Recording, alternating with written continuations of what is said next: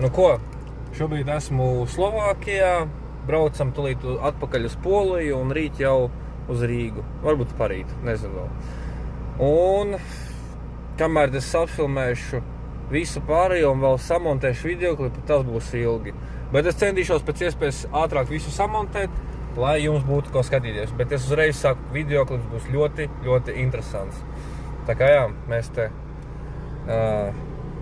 sapērkamies iz kaut ko neredz.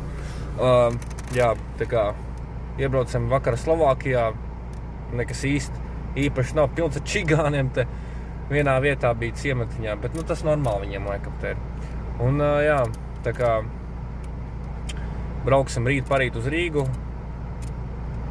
un kamēr tas visu atradīšu videoklips, lai normāli samontētu, visu pa kadriņiem, lai viss būtu smuki, tas aizjums, un es nezinu, 4-5 stundas, tā kā, nu, es centīšos tieši priekš jums sagatavot videoklipu pēc iespējas ātrāk, tā kā gaidat, tiekās.